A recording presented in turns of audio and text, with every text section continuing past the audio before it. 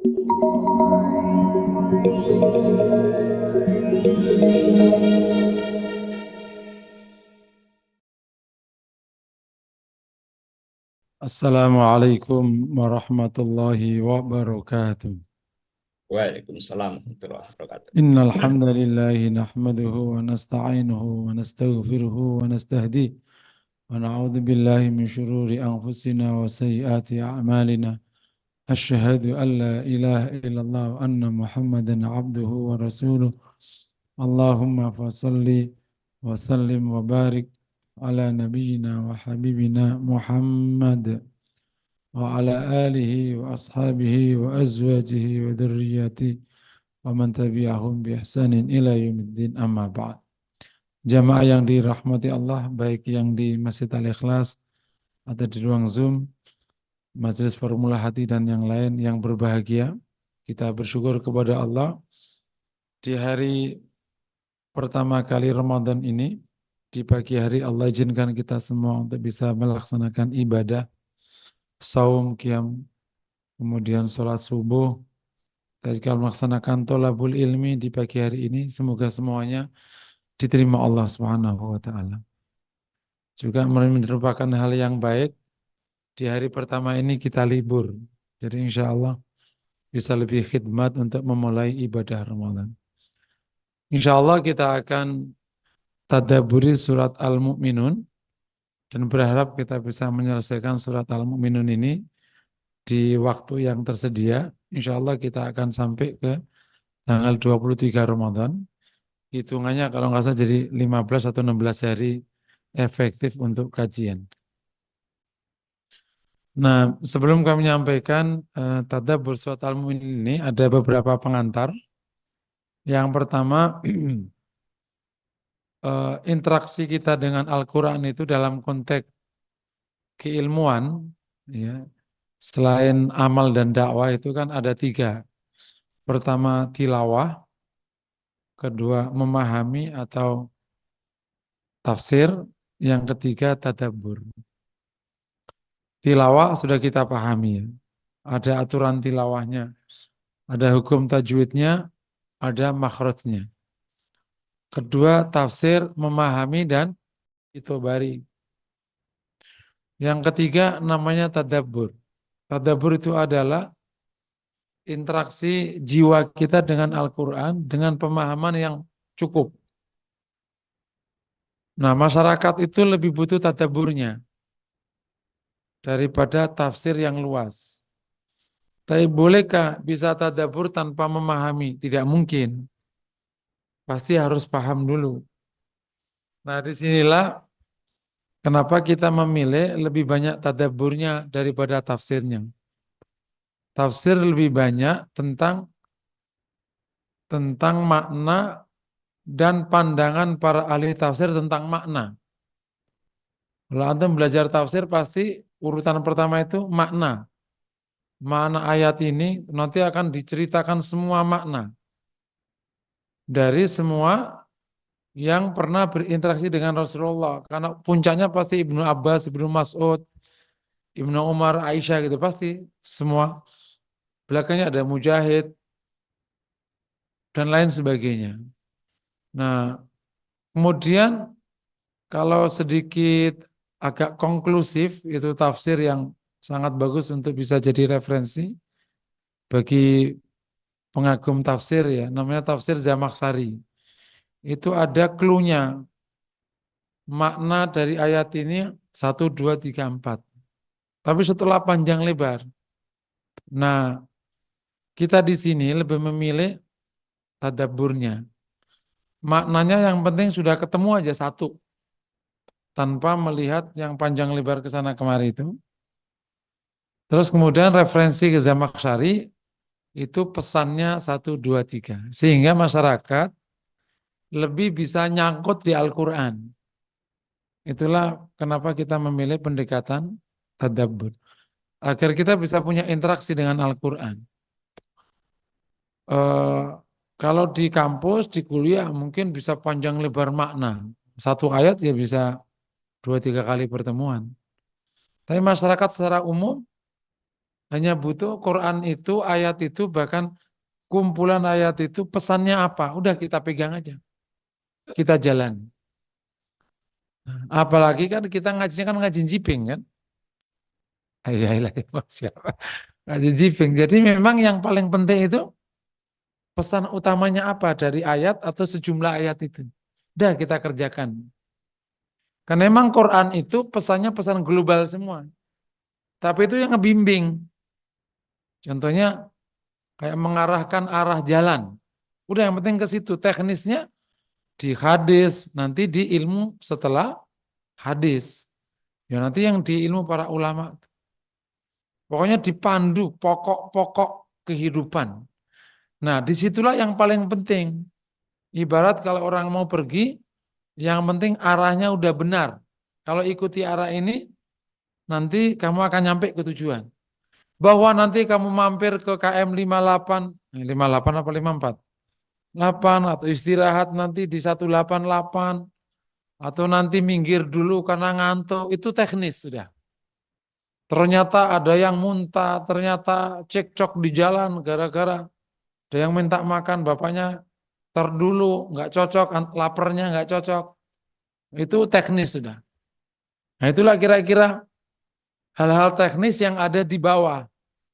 Apakah jari ini gerak-gerak atau nggak gerak, itu teknis sudah, itu masalah lapar, nggak cocok, gitu aja sudah.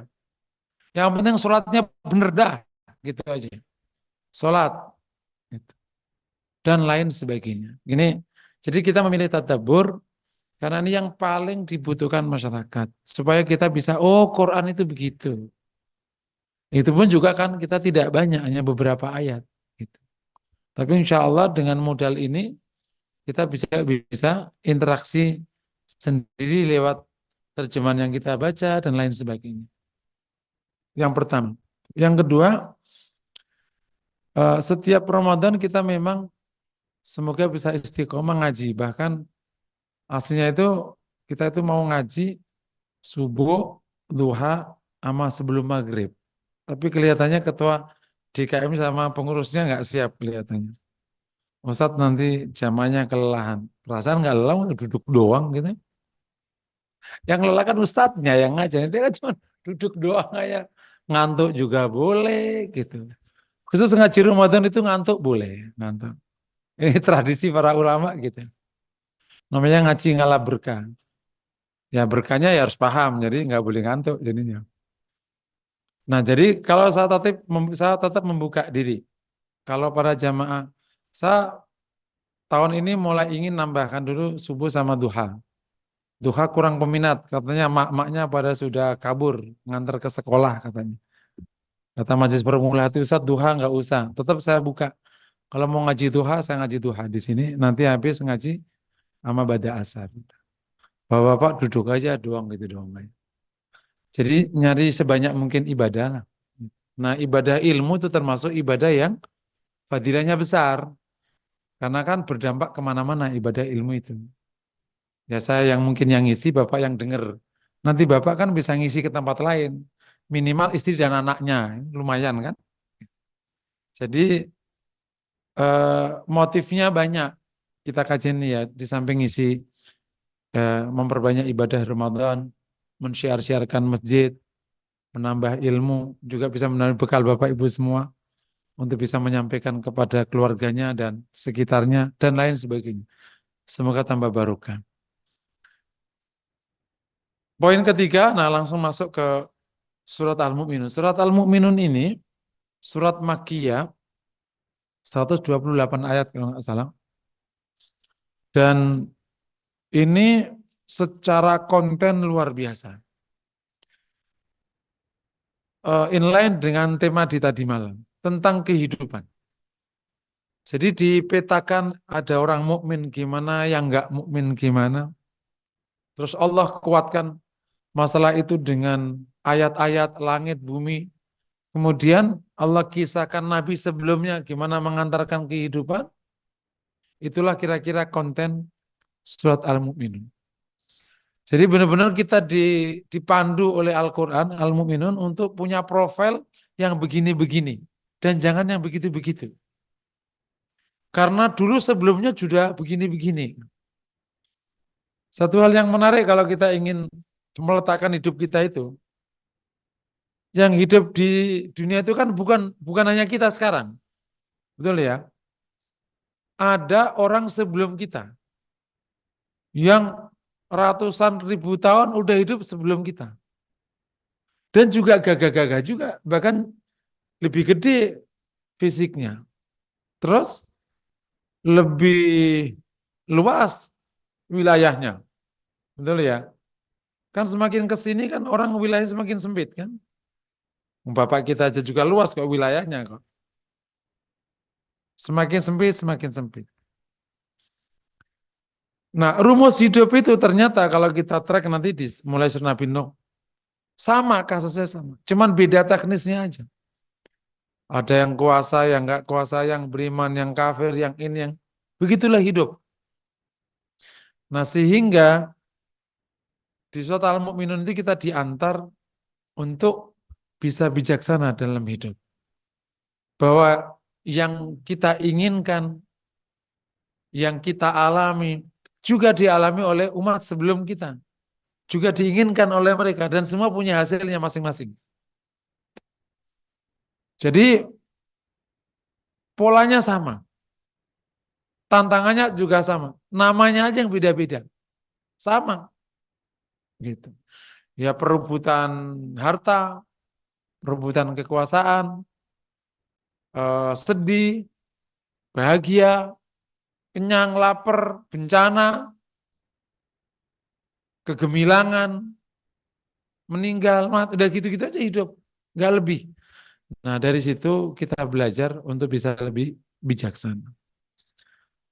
Allah Subhanahu Wa Taala, ada yang menarik, Ibnu Umar riwayat Umar Khattab radhiyallahu anhu disebutkan oleh Ibnu Katsir di tafsirnya. Bapak Ibu yang mungkin bisa berkesempatan baca tafsir di Ibnu Katsir bisa dibuka. Mengatakan karena idza nazala alaihi Rasulullah al-wahyu fi haditsin tawil, kata Ibnu Umar, kalau turun wahyu kepada Rasulullah maka akan ada bunyi seperti bunyinya lebah. Dan saat itu Rasulullah SAW turun padanya wahyu, kemudian Rasul menghadap kiblat dan berdoa, Allahumma ungsurna wala tangsur alaina, tolonglah kami, jangan kami, tinggalkan kami, dan seterusnya. Kemudian Nabi menghadap kami dan mengatakan, telah turun kepada kami 10 ayat. Jika mengamalkannya, kalian masuk surga. Surat ini adalah surat Al-Mu'minun, dimulai qad aflahal mu'minun. Jadi di fadilahnya jelas ya, mengamalkan 10 ayat di Al-Mu'minun itu dia akan masuk surga. Mulai dari qad aflahal mu'minun sampai alladzina hum yarithunal firdausa hum fiha khalid. Nah, baru setelah ayat itu bicara yang lain.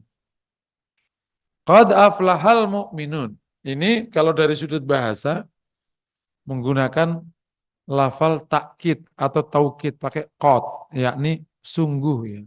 Menunjukkan kebenaran sejati. Allah sebenarnya nggak butuh meyakinkan hamba-hambanya, tapi Allah ingin berikan penekanan bahwa orang seperti tadi sungguh. Jadi ada penekanan betapa pentingnya kualifikasi yang nanti akan disebutkan, yang nanti akan mendapatkan falah. Aflaha, kata falaha, aflaha, kata Ibnu Abbas, diriwayatkan juga oleh Ibnu Katsir, al-falah maknanya secara umum nih, al-falah mala huzna walahum yahzanun, mala khaufa lahum wala huzna lahum. Ibnu Abbas mengatakan yang dimaksud falah adalah yang tidak atau yang terhindar dari rasa takut dan rasa sedih. Rasa sedih itu maknanya terhadap hal-hal yang telah lalu. Kalau takut terhadap hal-hal yang sekarang dan yang akan datang. Huzn itu terhadap yang lalu, yang lewat. Contohnya pernah diperlakukan buruk oleh ibu tirinya. dapat perlakuan buruk waktu sekolah, dapat perlakuan buruk waktu muda. Itu namanya huzn. Dan khauf sekarang dan yang akan datang. Yang akan datang ini baik di dunia maupun di akhir. Nah, orang yang falah itu berarti sedih enggak, takut enggak. Itu yang saya sebut sebagai super bahagia. Ada orang memang tidak sedih, tapi takut. Masa lalunya indah, tapi masa depannya mengkhawatirkan. Sebaliknya ada orang yang sekarang oke, akan depan oke, tapi di belakangnya dia sedih terus. Orang yang akan dapat falah, itu belakangnya oke, depannya oke. Makanya suka saya katakan, yang diinginkan Islam terhadap manusia, itu jauh lebih tinggi daripada yang diinginkan materialisme terhadap manusia. Ulangi lagi ya. Yang diinginkan Islam terhadap manusia, itu jauh lebih tinggi daripada yang diinginkan materialisme terhadap manusia. Materialisme yang menurunkan anak kapitalisme, yang punya anak hedonisme itu hanya ingin kau memiliki kesejahteraan, tidak lebih. Dengan materialisme, manusia punya kesejahteraan. Dan disitulah dipatok kebahagiaan. Materialisme tidak bicara tentang kebahagiaan, tentang ketenangan hidup. Bahkan tidak bicara tentang hubungan baik. Padahal itu sumber kebahagiaan. Hubungan baik kan nggak dibicarakan materialisme. Kan baru sekarang aja materialisme lewat spiritualitas itu baru bicara hubungan baik. Itu kan baru sekarang. Dulu enggak. Dulu hubungan antara pemilik pabrik sama pegawai itu hubungan pemilik modal dengan mesin. Gitu. You dapat, aku dapat. Deal. Nah, kemudian diperbaiki itu kerja kinerja materialisme itu. Paham itu. Tapi apakah bicara tentang hal di luar itu? Apalagi bicara tentang hubungan dengan Allah, dengan Tuhan. Kehidupan pasca kematian. Nggak bicara. Makanya kalau orang memenuhi kualifikasi Islam, insya Allah nggak usah diajari. Kau akan melebihi batas-batas materialisme. Karena Islam mengajarkan lebih daripada itu. Ketika bicara harta, bicara infak. Saya jelaskan tadi malam. Bukan bicara tentang yang didapatkan. Ketika bicara kekuasaan, bicara amar ma'ruf nahi mungkar. Bukan bicara kekuasaan. Sehingga orang akan merasakan kebahagiaan termasuk di dalamnya kesejahteraan dunia dan akhir. Nah, kejadian di lapangan, praktek Islam ini pasti akan miss oleh pelakunya. Ya, pelakunya yakni muslimnya tidak secara baik melaksanakan ajaran agama. Ketemulah kondisi kaum muslimin yang terbelakang misalnya. Itu bukan karena Islamnya yang mengajarkan keterbelakangan. Ketemulah praktek Islam. Misalnya, ternyata kamar mandi masjid tidak lebih bersih daripada kamar mandi hotel. Itu kan bukan ajarannya, itu miss-nya. Miss pelaksanaannya. Setuju, Pak? Mestinya kamar mandi masjid lebih bersih daripada kamar mandi. Kenapa? Kalau orang hotel itu ingin dapat duit 500.000 per kamar per 24 jam, maka kamar mandi harus bersih, tidak boleh ada kecoa. Betul ya? Bapak lihat kecoa kalau ngebalik, bagus nggak tuh? Kan itu adanya kamar mandi kocok kan? Sip ya. Hei orang mukmin, kalau kamu ingin dapat gaji dari Allah, gaji itu bahasa Arabnya namanya ajr. Dibahasakan yang agak agamis, namanya pahala. Pahala itu sama dengan gaji, sama. Kita kalau nyebutnya bahasa Arab untuk katakan gaji namanya ujroh. Kamu ujrotuk gitu. Kalau kamu kerja sama orang Arab, makanya yang kamu ajr. Ya ini supaya tidak sama pakai yang akhirat, pakai tak ujroh. Ujroh maknanya upah. Ujroh itu dikurangi taknya jadi ajr. upah, gaji. Jadi ajir sama ujur itu satu paket. Nah kalau kau ingin dikasih upah 500.000 per kamar per 24 jam, kau bersihkan sampai nggak ada kecoa yang kebalik itu. Sekarang kau ingin upah dari Allah, berarti ajir dari Allah, pahala dari Allah, yang bukan 500.000 per 24 jam. Dikasih surga sepanjang hayat. Bersih nggak mestinya? Harus bersih. Wangi nggak masjidnya? Kejadiannya posisi kita memahami agama, itulah yang membuat agama jadi tidak baik. Udah nggak apa-apa, kan Allah Maha Pengampun. Udahlah, yang penting suci, nggak usah bersih. Itu posisi kita sebenarnya. Itu mirip.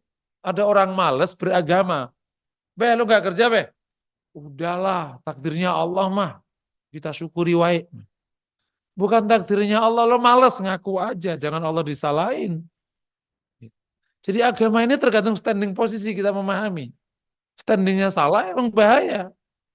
Orang malas pakai agama, itu makanya yang empet sama agama jadi candu itu karena empet aja dia. Nggak paham-paham sama agama. Agama nggak mengajar. Kan itu. Cuman cara kita mengimplementasi yang nggak tepat itulah yang akhirnya melahirkan persepsi tentang agama. Makanya ada ungkapan terkenal dari lama. Hajatul Islami ilal muslimina akbaru min hajatil Islam muslimina ilal Islam. Kebutuhan Islam terhadap seorang muslim itu lebih tinggi daripada kebutuhan muslim terhadap Islam. Mananya apa sih? Islam itu butuh implementator gitu. Butuh yang melaksanakan. Karena kalau nggak ada pelaksana yang persis, ya udah yang dipahami yang itu. Lahirlah persepsi itu sejak orang Islam mundur itu. Islam itu jorok, pondok pesantren itu jorok, budikan, masjid itu bau, mekena itu nggak pernah dicuci setahun sekali, gitu juga. Gitu. Sajadah masjid itu 5 tahun baru disemprot, apalagi ya masjid di terminal gitu. Mekena sampai dekilnya tak terkira ya tetap aja itu pada nggak ada yang nyuci. Itu kan bukan Islamnya kan, miss di pelaksanaan. Sebenarnya insya Allah ya. Karena diinginkan oleh agama, mukmin itu falah, beruntung. Dunia dan akhir. Nah ini insya Allah ini memang sejarah bab ini rentan dengan dinamika muslim sejak zaman Rasulullah SAW. Kia tadi falah itu demikian maknanya. Nah kalau menggunakan ilmu nahwu, ini kata falaha digunakan fi'il madhi itu maknanya nyata. Jadi kalau ada sesuatu kok digunakan kata fi'il madhi yang past tense, padahal kan belum terjadi. Ini udah terjadi belum? Kan belum. Baru mau diterangkan. Itu maknanya tahqiqul waqi' namanya. Itu benar-benar nyata sekali. Jadi Quran itu kalau mau dibongkar satu huruf, ya sepertemuan juga bisa. Itu namanya tafsir bahasa. Nah, rujukannya tafsir al-Ma'ani, punyanya Imam Alusi. Itu semua tafsir bahasa. Bahasanya aja ada tafsirnya, khusus tafsir bahasa. Masalah hukum ada tafsirnya, namanya Qurtubi. Masalah sejarah ada tafsirnya, namanya Tobari. Masalah pengetahuan ada tafsirnya, namanya Marogi. Masalah logika ada tafsir, namanya Zamakhsyari. Nah ini semoga mungkin aku bisa ngumpulin. Dikumpulin satu-satu. Makanya sebenarnya tuh enak ngaji itu ngaji jiping. Ustadznya yang baca, wah ini, ya, segini doang aja gitu. Karena saya ditanya, Ustadz kalau ngaji tafsir, nggak pakai buku tafsir, dan tak kadir mati nggak jadi ngaji ntar. Jadi panjang, sehuruf. Mendingan gini aja, wes gitu. Itu tugas saya aja lah yang ngumpul-ngumpulin gitu.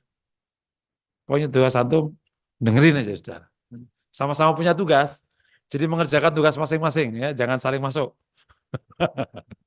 Nanti terjadi mismanagement.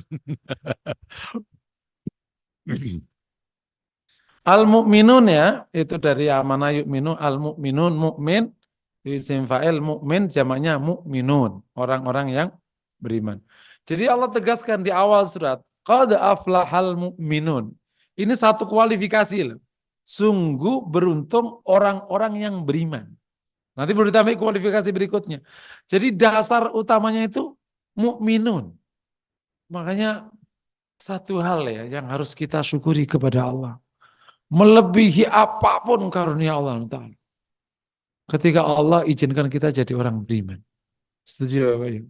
Dasar. Kayak apa kalau kita nggak beriman tuh kayak apa coba? Ya hidup kita pasti ya kayak orang yang nggak beriman itu kan. Terus kayak orang bener gitu. Wawe, wawe, wawe, terus mati. Ya kan? Terus ngapain? Ada yang pernah nggak malam Sabtu di lapangan Amsterdam? Ada pernah nggak yang ngalamin malam Sabtu di lapangan Amsterdam? Yang tengah itu. Yang ganja-ganja semua itu banyak. Ya kan di Amsterdam itu kan ganja boleh ya. Nah, jadi anak-anak muda di sana itu bukan malam Senin, bukan malam Ahad mainnya. Malam Sabtu. Karena kalau malam Ahad sudah mulai agak cenderung dia turun. Kon gigil-gigilnya malam Sabtu. Jadi bukan malam Minggu sebenarnya mah. Kalau orang Asia malam Minggu. Sabtu masih kerja masalahnya. Kalau di Eropa malam Sabtu rata-rata. Pulang kerja sih, wah gitu. Wah menyapal. Mulailah menua, nggak ada di situ dia. Udah tua, udah. Kan aki-aki itu mati. Lah kalau nggak beriman kan begitu hidup kita, betul nggak kira-kira? Alhamdulillah kita beriman. Akhirnya bisa mempersiapkan kehidupan pasca kematian. Kalau enggak ya begitu ya mesti. Dan yang menarik, kesenangan itu ternyata nggak ada habisnya. Benar nggak sih? Ada habisnya nggak? Bapak-bapak merasa ada habisnya nggak? Atau karena sudah nggak mungkin, nggak cocok sudah? Udah nggak cocok mukanya saat gitu. Mungkin ya. Sebenarnya sih mau juga saat, cuma udah nggak cocok mukanya, udahlah kita udah nggak cocok. Masa aki-aki mau ngapain juga mungkin gini ya. Mau ngapain Ki? Ya udahlah nggak cocok mukanya lah, udahlah. Terpaksa gitu. Masih mau ke harmoni gitu. Itu bapak-bapak yang pernah di Matraman gitu itu baru ya.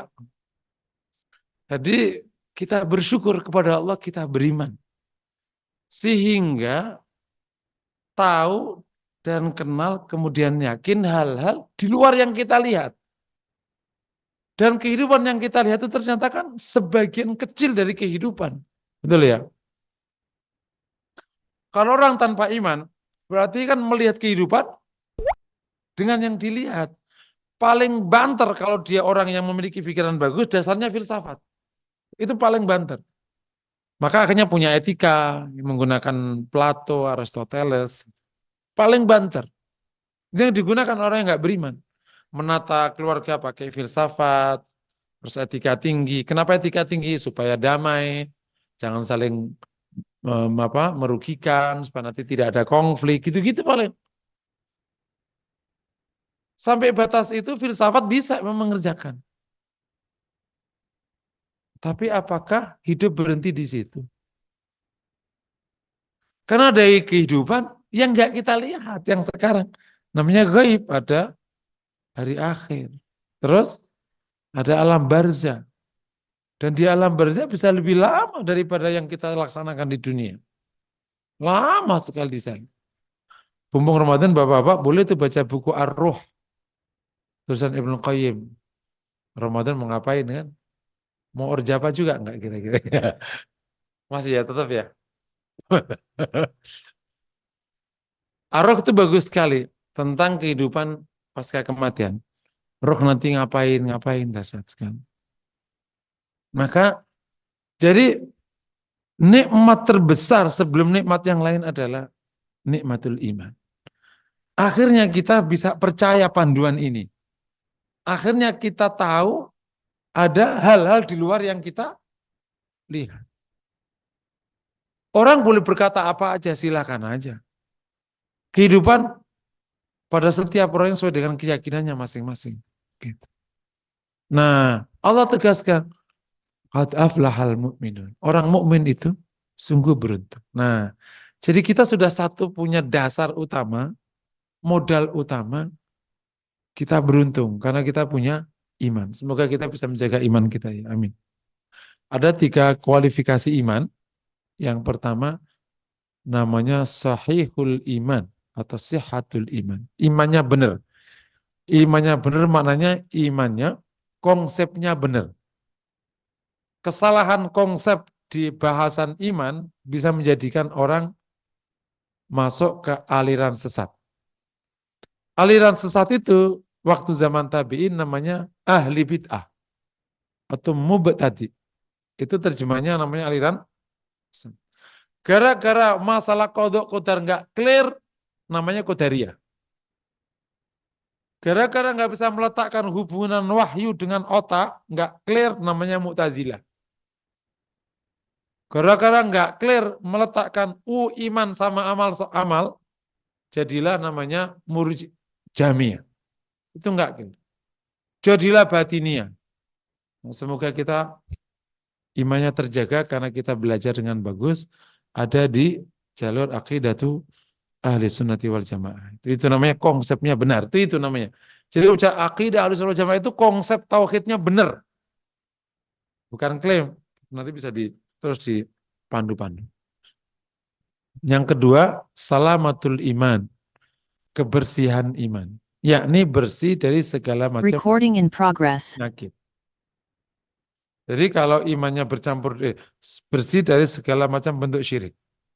Nah, syirik ini ada syirik klasik, syirik modern, syirik-syirik macam-macam bentuknya. Semoga Allah bersihkan kita ya dari segala hal itu. Yang termasuk yang masih dulu waktu muda punya apa bintang-bintang. Ada bintang kejora, ada bintang apa itu? Apa? Leo ya. Apa? Scorpion. Nah, harus dibersihkan betul karena kalau tidak bisa jadi nggak percaya tapi kepikir. Oh iya benar juga ternyata ya. Nah, kepikir itu sebenarnya setengah percaya. Kenapa orang kalau datang ke dukun? Ini hikmahnya. Kan kata Nabi kalau datang ke dukun dan nggak percaya, maka ditolak amalnya 40 hari. Kalau percaya, dia kafir. Betul kan? Karena orang datang ke dukun itu kalau nggak percaya kepikir. Oh, benar juga tadi Pak Dukun tadi ya.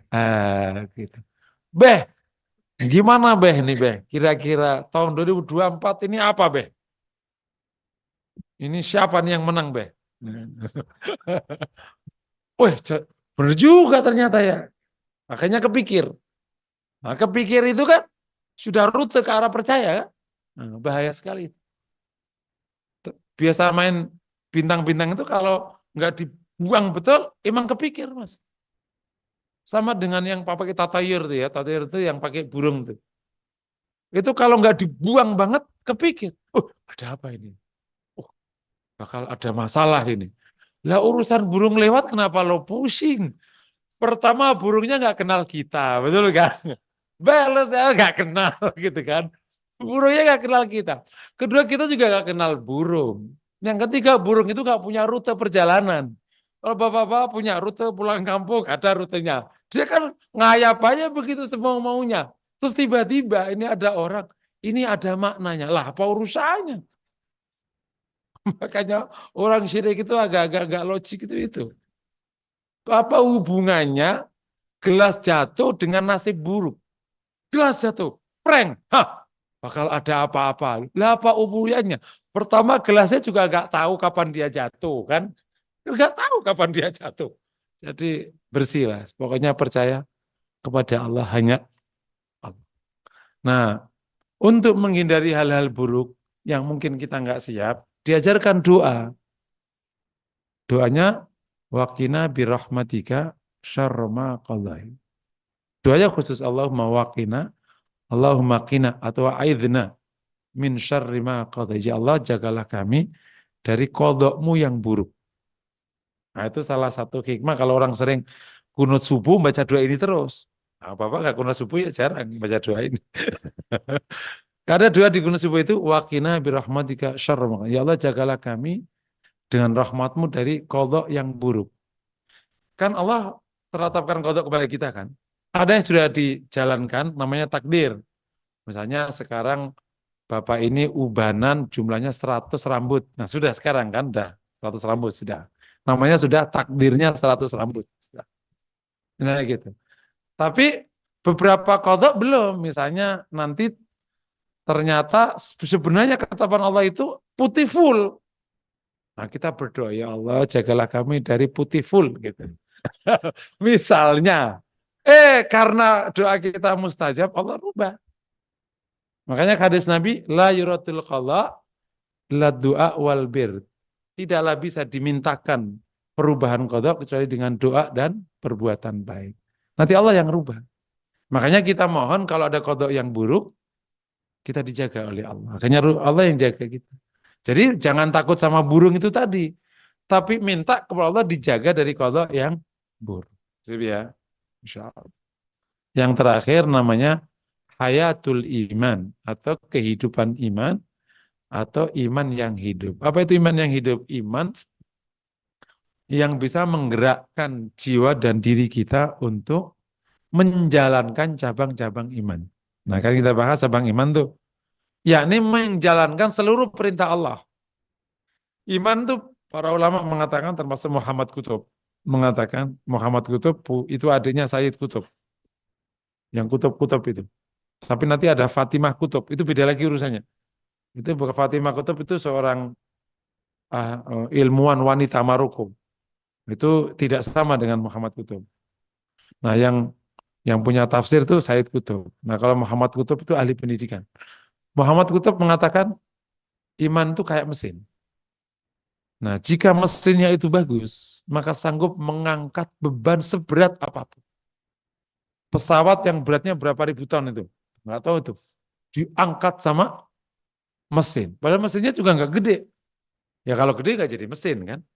Kalau Pak bodinya sama mesinnya sama gedenya, itu berarti yang buat mesin nggak bisa. Benar kira-kira. Dulu waktu kecil kita mikir, kenapa ya mesin motor itu kok kecil banget sama motornya kan kecil seupil aja di bawah gitu. Baru tahu jawabannya. Justru itulah namanya mesin. Lah kalau mesinnya sama bodinya sama bukan mesin, yang mungkin mesin berarti bodoh. Sudah kecil memang, jadi bisa menggerakkan banyak hal. Dia berlipat-lipat kekuatannya. Dia bisa menggerakkan. Demikianlah iman. Kalau iman bagus bisa menggerakkan. Boro-boro sholat, sodako, kerja, ngurus anak, ngurus amal sholat dikerjakan tuh padat, nggak ngeluh. Tapi kalau imannya nggak hidup, ngaji setengah jam aja nyender. Aduh lelah segini. Padahal nggak play 4 jam kuat. Loh. Udah gak. Jadi iman itu kalau bagus, Bapak kan ngerasa experience iman paling bagus pas umroh lah, ya. Itu kan orang kayak bener, kayak orang bener aja itu. Bayangin ada orang umroh, orang haji ya, jam 3 berangkat, itu nanti pulang itu duha. Nanti duhur berangkat, maghrib baru pulang kan. Bahkan terkadang nanti asal berangkat, isya baru pulang. Baru tidur jam 12, jam 3 berangkat. Kayak orang bener kan? Ya. Kok kuat? Karena imannya lagi bagus. Begitu pulang ke Maharaja, balik lagi urusannya. Jadi sebab utamanya turunnya iman adalah Depok Maharaja. Jadi begitu umroh, Masya Allah. Kuat itu. Nggak sakit, nggak ngembengek, nggak ngeluh. Kuat. Bapak-bapak haji itu luar biasa kalau udah di haji. Tawaf itu kan capeknya tak terkira. Lebih jauh daripada Orjapa kan. Orjapa paling 10 kilo. Sak putaran itu berapa? Bisa sekilo, bisa 2 kilo tergantung kau ada di area mana. Itu kuat. Udah itu tambah sa'i. Ditambah yang nggak ngeluh itu. Jadi iman kalau lagi bagus. Itu kau bayangkan dulu para sahabat gimana? Yang didik langsung Rasulullah. Rasul melihat surga kan. Rasul kan diperlihatkan surga waktu Isra dan Mi'raj kan. Nyeritain dia gimana enggak. Lah kita kan nggak pernah lihat. Jadi kita ceritanya ada di Quran. Jadi akhirnya ya kalau para sahabat yang didik Rasul jadinya kayak gitu lah. Kalian yang didik ya nggak pernah didik sama sahabat juga. Jadi ini proses keimanan yang harus kita tata. Imannya hidup bisa menggerakkan diri ini untuk bisa menjalankan seluruh perintah Allah yang terangkum di cabang-cabang. Nah, Allah sebut qad aflahal mu'minun. Nah, kemudian mukminun yang dasarnya iman itu ada 5 kualifikasi belakangnya, yaitu kualifikasi kedua juga boleh disebut alladzina hum fi salatihim khusyuk. Mereka yang khusyuk dalam salatnya. Ini Allah atau Quran ya. Quran menggunakan istilah khusyuun bergeser atau tidak menggunakan fi'il madhi berarti posisinya sudah khusyuknya stabil. Ini khasyi'una fi salatihim. Kalau di ilmu nahwu itu dan dilihat oleh ilmu balaghah antara jumlah fi'liyah, jumlah fi'liyah itu yang kata kerja di depan sama jumlah ismiyah kata bendanya di depan. Itu kalau jumlah ismiyah itu maknanya dia stabil. Lil istiqrar. Kayak misalnya Muhammadun Muhammadun eh Ja'a Muhammad, Muhammad datang, itu telah. Yaji Muhammad akan datang, itu maknanya datangnya itu tidak stabil, tidak terus menerus. Ya udah di case itu aja. Tapi kalau misalnya Hada kitabi, ini kitabku, ya udah stabil. Emang itu kitabku nggak akan ini kitabku, kadang nggak kitabku. Ini di sini menggunakan jumlah ismiyah. Khasyi'una fi sholatihim kan? Alladzina hum khasyi'una fi sholatihim. Alladzina hum fi sholatihim. Yang khusyuk dalam, ini stabil khusyuknya. Jadi sebelum kita bicara khusyuk ya, jadi yang diinginkan ayat ini, ayat kedua, pertama, mukmin itu khusyuk dalam sholatnya. Yang kedua, khusyuknya stabil. Bukan khusyuk enggak, khusyuk enggak. Ketika saya ada cerita nyatain ya, aku punya jamaah anak Citayam. Citayam itu sekarang jadi kampung Betawi ya. Nah Citayam ini bocah rajin tuh bikin pengajian di rumah. Suatu saat akhirnya dia ngelamar-ngelamar kerja, diterima di Qatar, perusahaan Qatar di Sudirman. Saya diundang ke pengajian, habis itu dia nanya, Ustadz, dulu sebelum saya kerja di Qatar ini, itu saya sholat khusyuk sekali. Sekarang susah khusyuk, Ustadz. Itu caranya khusyuk gimana? Ya itu keluar kerja aja. Bilang gitu. Nggak usah kerja di Qatar, insya Allah khusyuk. Kok bisa? Kalau Anda merasa butuh kepada Allah, pasti khusyuk. Nah sekarang kan itu nggak butuh sama Allah kan, udah kerja. Tuhan, sorry ya, udah dapat kerjaan, jadi saya nggak butuh kepadamu. Kan gitu tak? Jadi namanya khusyuknya nggak stabil. Demikianlah orang khusyuk itu hanya terjadi ketika perasaan butuhnya kepada Allah itu tinggi. Nah, secara bahasa, tapi ini jam 8, jam 6 seperempat. Nanti kita akan bahas ya. Jadi khusyuk itu apa secara bahasa dan maknanya dan beberapa caranya. Tapi intinya ini menjadi kualifikasi yang dilengketkan sama orang beriman di ayat ini. Pertama kali. Itu mirip dengan kemarin Al-Baqarah tadi malam itu. Dilengketkan. Kan ulaika humul muflihun di ayat kelima. Itu diawali dari apa? Alladzina yu'minuna bil ghaib. Mu'minun ya, berarti sama ya. Terus walladzina yuqimuna sholah. Mendirikan sholat. Iqamatus sholat itu esensinya di khusyuk. Atasnya namanya tata cara. Bawahnya namanya kesempurnaan sholat. Jadi esensi iqamatus sholat dari khusyuk. Jadi mirip. Kalau di sini qad aflahal mu'minun, di sana wa ulaika humul muflihun. Masya Allah. Secara bahasa khusyuk maknanya tunduk. Secara istilah nanti insya Allah akan kita bahas. Itu ada beberapa makna, tapi yang jelas khusyuk bukanlah fokus. Dan khusyuk bukanlah tenang. Fokus dan tenang itu dampak dari khusyuknya hati. Dan khusyuk termasuk hadiah yang diberikan kepada oleh Allah kepada hamba pilihannya. Khusyuk termasuk yang sifat yang dicabut duluan dari manusia bersamaan dengan dicabutnya amanah. Jadi kita akan dapati betapa sulitnya orang dapat khusyuk. Sebagaimana betapa sulitnya orang dapat amanah. Gitu. Nah, secara fakta di lapangan, kelihatannya antara nubuat, ya, Nabi menggambarkan akan yang terjadi apa, dengan proses dunia, itu ketemu memang. Khusyuk salah satu yang akan tercabut dari dada manusia. Amanah duluan. Kok bisa iya? Sekarang kita memang dibikin tidak tenang. Dulu kan orang ya kerja sudah. Nah, bergeser punya handphone, mulai pusing, terpantau listrik kan? Kan iya pertanyaan. Nah, kemudian bergeser sekarang. 24 jam mantengin. Udah enggak. Jadi memang semakin tidak khusyuk.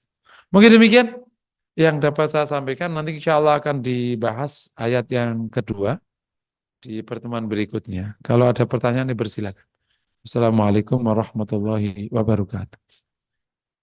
Baik, terima kasih Ustaz. Silahkan kepada para jamaah apabila ada pertanyaan atau dari Masjid Al-Ikhlas ada pertanyaan, silahkan. Ada yang bisa bantu Pak Eko atau Pak Nurul?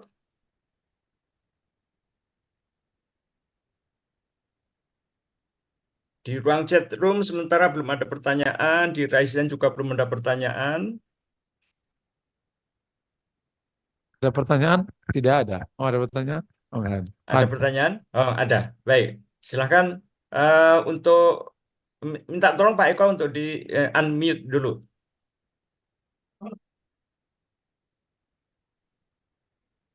Bismillahirrahmanirrahim. Assalamualaikum warahmatullahi wabarakatuh. Waalaikumsalam. Waalaikumsalam. Ustaz, ada pertanyaan Ustaz. Masalah keimanan ini adalah juga masalah individu dan komunal ya Ustaz. Masyarakat. Kalau secara individu barangkali seharusnya orang yang imannya stabil ya seharusnya beruntung hidupnya. Tidak belangsak lagi tuh Ustaz. Nah, secara komunal, masyarakat, apakah iya bahwa ketika iman masyarakat bagus, kondisinya bagus, kemenangan, keberpihakan, kemakmuran itu akan didapat oleh masyarakatnya? Atau dengan kata lain, kalau masyarakat di sebuah negeri imannya kurang, maka bisa jadi mereka banyak ditimpakan kekalahan-kekalahan, masalah-masalah gitu. Nah, apakah demikian Ustaz pemahamannya? Syukran. Iya, kalau bicara tataran konsep ya, memang demikian. Jadi semua, saya bahkan sudah sampai pada kesimpulan ya, yang mungkin dianggap sangat terlalu agamis gitu. Bahwa seluruh hal yang menimpa kita termasuk komunal, itu karena ada miss dari sunnah, dari Quran. Kalau dipahami benar, ya. Termasuk yang paling gampang misalnya kekalahan. Iya, diteliti aja. Kacau. Case yang paling gampang, kemiskinan ya. Ini paling gampang. Kan masih menimpa di sebagian saudara kita. Kalau kita teliti, ada miss dengan Al-Quran. Bahkan tidak sedikit masalah imannya yang miss. Terus masalah perilakunya, sikapnya, cara pandangnya, sudut pandangnya, karakternya, banyak yang miss. Itu kemudian bagi masyarakat yang dihadiahi oleh Allah Islam tanpa susah payah, itulah PR-nya. Kan PR-nya orang yang dihadiahi oleh Allah Islam dengan tanpa susah payah itu karena lahir dari keluarga Muslim, turun-temurun, itu PR-nya adalah menyelesaikan pemahaman Islam. Yang kedua kemudian mencoba memahami Islam. Kan bagi mu'alaf itu, ketika nggak dapat hadiah Islam, kan dia akhirnya mencari. Kan berarti belajar. Begitu belajar, hanya komit memang. Dan bagus. Gitu. Coba tadi case yang sudah saya sebutkan. Gimana bisa terjadi pemahaman bahwa boleh dong WC masjid itu tidak lebih bersih daripada WC hotel. Itu kenapa terjadi pemahaman itu? Itu kan namanya pemahaman kan? Itu mirip, gak usah jauh-jauh urusan yang agak teknis. Urusan ikhlas tuh. Kenapa tiba-tiba, bukan tiba-tiba lah, kenapa akhirnya masyarakat itu memahami ikhlas itu maknanya sesedikitnya. Ikhlas itu yakni sesedikitnya. Contoh gini, Bang, nanti kita, ya Bang, membangun musola, berapaan orang-orang? Ya seikhlasnya. Kata ngomong seikhlasnya itu maknanya apa? Sesedikitnya. Lahirlah ada satu pidato dari entah siapa. Ngomong gini, sedekah 1000 ikhlas itu lebih utama daripada 1 juta tidak ikhlas.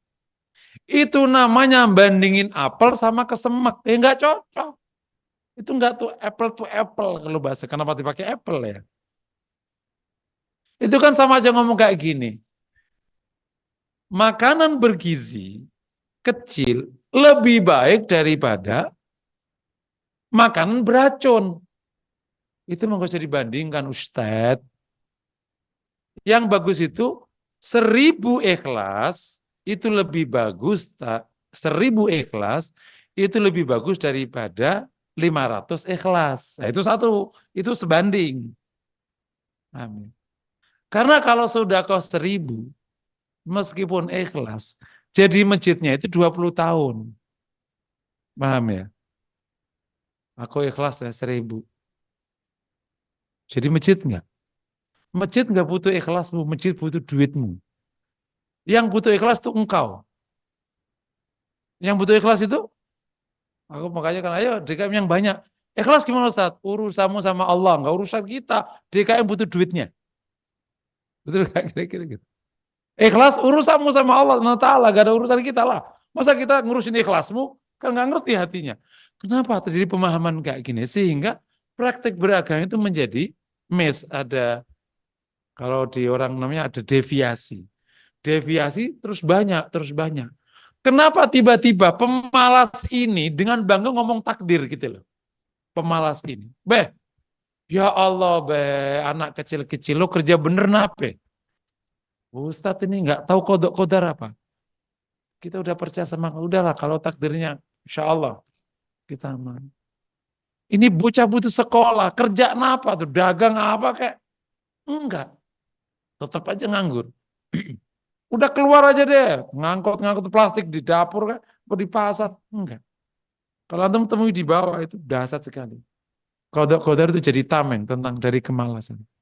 Dan memahamkannya kayak gini nih, beratnya tak terkira. Lebih jauh lagi, lebih belagu, dia maksiat. Lo taubat kenapa? Kalau Allah takdirkan gua soleh, nggak usah lo suruh. Bayangin, ini kan kacau agak kira-kira. Ustadz nggak usah banyak dong. Kalau ditakdirkan gua ini taubat Ustadz lebih soleh daripada Ustadz. Belagu nih. Ini, lo udah maksiat belagu namanya lo. Paham gak? Terjadi deviasi yang luar biasa Ustadz. Sehingga memang akhirnya prakteknya Muslim mengalami masalah dalam kehidupan. Kenapa kita katakan? Karena dulu Rasul nggak pernah kalah masalahnya. Rasul itu nggak pernah kalah. Satu-satunya bid'ah yang nggak pernah disebut ulama-ulama bid'ah itu kekalahan. Kalah itu bid'ah loh. Kalau ngomong, Khalid Basalam sudah ngomong. Kekalahan itu bid'ah, cocok tuh nanti akhirnya ngomong. Jadi karena Rasul menang. Berarti kalau nggak cocok sama Rasul, bid'ah. Bid'ah itu adalah kekalahan itu bid'ah terbesar sekarang. Tapi ada yang nggak ngerasa bahwa kalah itu bid'ah? Karena miss kita di dalam mengelola dakwah, banyak yang miss. Tapi kan ini konsep. Lah prakteknya ya bisa langit sama sumur bor. Gitu ya, kita punya konsep Masya Allah. Bawah. Tapi satu dua case saya berikan contoh, satu keberhasilan yang di area kita. Begitu pendidikan kita kelola dengan bagus, ada kan hasilnya bagus ternyata. Anak kita bisa kok, pinter kok. Dulu mana ada tuh 80-an, Bapak-bapak jangan-jangan di sekolah-sekolah Katolik, dulu sekolah Bapak-bapak nih. Dulu zaman itu siapa sekolah Islam yang bagus zaman itu? Tahun 70. Pesantren itu pasti kotor kulitnya, gatel, pasti jorok, gitu. Pasti ngangong-ngangong, enggak gitu. Yang pinter nggak soleh, yang soleh nggak pinter, gitu. Yang soleh nggak bisa dagang, yang bisa dagang nggak ngerti agama, bolak-balik gitu. Nah, akhirnya nanti tuker posisi. Jadi yang soleh diundang kalau ada orang meninggal. Makanya paling nggak suka aku itu disuruh orang meninggal itu. Karena itu budaya lama. Kok uruslah, kok anaknya kok yang urus orang lain gitu. Jadi Ustadz saya kan kurang soleh. Ustadz udah. Lah ente kemana? Kan ente anaknya. Paham nggak kira-kira? Nah jadi, tapi akhirnya kan lahir tahun 90 sekolah bagus itu. Tapi akhirnya jadi sekolah mahal ya. SDIT, sekolah dasar awalnya terpadu. Lama-lama termahal lama-lama. Repot kita akhirnya. Lah uang muka kok 80 punya Ustadz Wildan itu. Uang muka di Lembang. Punya Tamsil Lingrong 125. Uang muka. Terus sekolah apa nggak ngerti itu. Ya, paling murah 35, 40. Kata bapak sekolah mahal amat tuh sekolah. Perasaan beratnya sama. Tapi intinya mapres-mapres itu banyak anak-anak baik. Mapres. Tapi kalau kita perbaiki, nah yang belum itu di ekonomi sama di politik. Ekonomi masih kalah jauh, ngangong-ngangong udah dagang gitu emang. Wes harus diperbaiki nggak apa-apa. Kita perbaiki terus, lama-lama bisa. Bisa dagang pinter lama-lama. Insya Allah diperbaiki terus, diperbaiki terus. Nah, maunya dagang sekarang langsung dapat besok. Itu maunya kita kan. Bikin perusahaan dibangun langsung besok mau diambil. Lagi mana mau dapat? Ya udah, dagang aja dagang kerupuk itu besok bisa diambil. Wallahu a'lam. Mungkin gitu Pak. Baik, Ustadz. Ada pertanyaan ini di ruang chat room Ya. dari Ibu Min Rianingsih dari Jakarta Timur. Assalamualaikum Pak Ustadz. Bagaimana korelasi antara keimanan dan kesejahteraan hidup? Masya Allah. Mirip tadi. Silakan, Ustadz.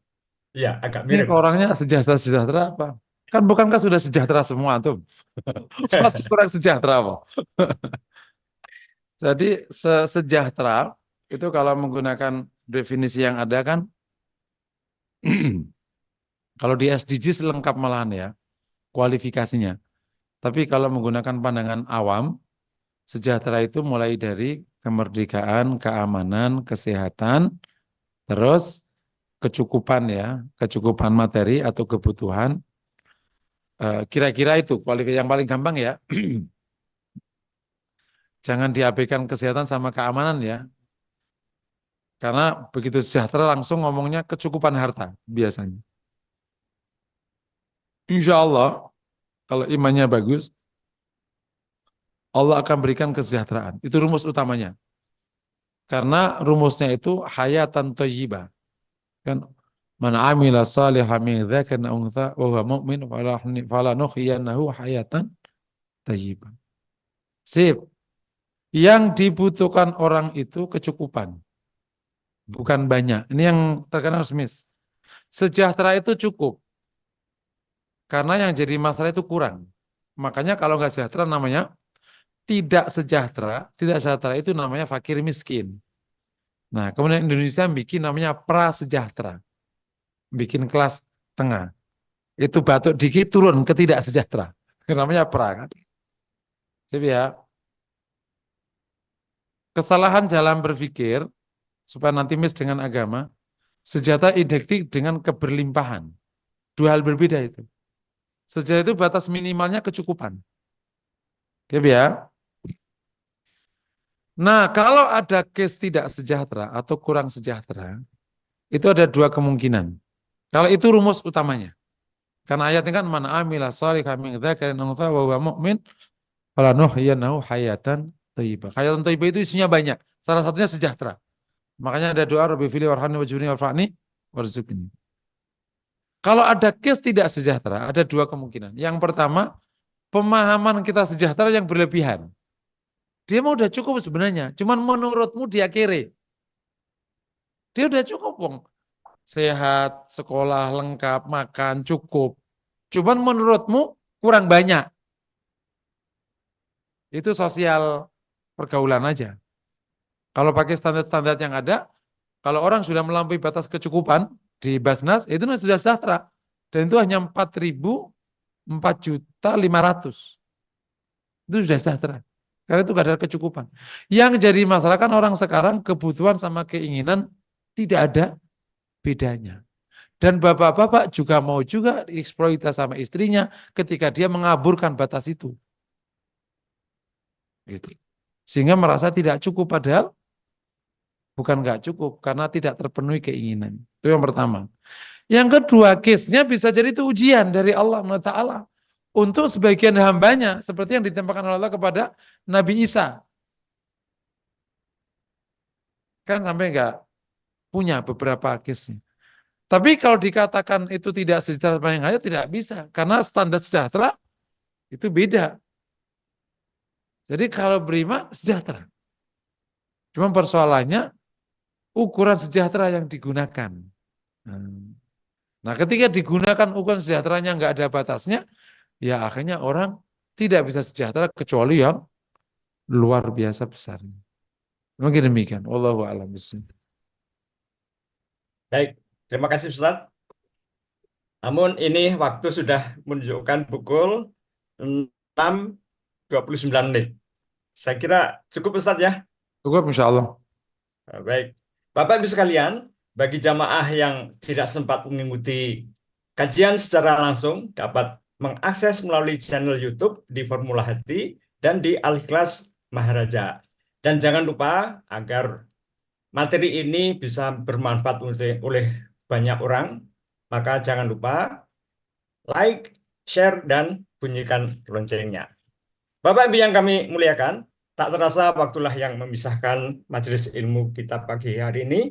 Semoga ilmu yang kita dapatkan pagi ini akan menambah bekal kita dalam mendalami ilmu agama kita sehingga menjadi pemberat timbangan kebaikan di akhirat kelak. Dan kepada Ustadz Muhsinin Fauzi LC MSI yang telah berkenan menjadi narasumber, semoga pahala ilmunya akan terus mengalir hingga akhirat kelak. Untuk menutup acara pagi hari ini, kami kembalikan kepada Ustadz Muhsinin Fauzi untuk menutup acara. Silakan. Bapak Ibu, mari sama-sama kita mohon kepada Allah, semoga Allah kabulkan. Astagfirullahaladzim, astagfirullahaladzim. Bismillahirrahmanirrahim. Alhamdulillahirabbil alamin. Hamdan lillahi syakirin. Allahumma shalli wa sallim ala Muhammad wa ala alihi washabihi asma'in. Allahumma ighfir lana wa tub alaina innaka tawwabur rahim. Ighfir lana wa li walidina wa rabbana sighara. Allahumma a'inna ala dzikrika wa syukrika wa husni ibadatik. Allahumma a'inna ala ibadati fi Ramadan. Allahumma a'inna ala ta'ati fi Ramadan. Allahumma arzuqna at-taqwa. Allahumma arzuqna at-taqwa wal istiqamati ya arhamar rahimin. Allahumma taqabbal minna innaka samiul alim wa tub alaina innaka tawwabur rahim ya hayyu ya qayyum la ilaha illa anta ilaika nastaghits. أصلح لنا شؤوننا كلها ولا تكلنا إلى أنفسنا طرفة عين ربنا آتنا في الدنيا حسنة وفي الآخرة حسنة وقنا عذاب النار صلى الله وسلم على محمد وعلى آله وصحبه وسلم والحمد لله رب العالمين. Baik, terima kasih Bapak Ibu sekalian, kami yang bertugas dari Masjid Al-Ikhlas dan Formula Hati, mohon maaf apabila dalam penyelenggaraan kajian subuh ini masih jauh dari kesempurnaan. Kita tutup dengan bacaan kafaratul majelis. Subhanallahumma wa bihamdika asyhadu an la ilaha illa anta astaghfiruka wa atubu ilaik. Assalamualaikum warahmatullahi wabarakatuh.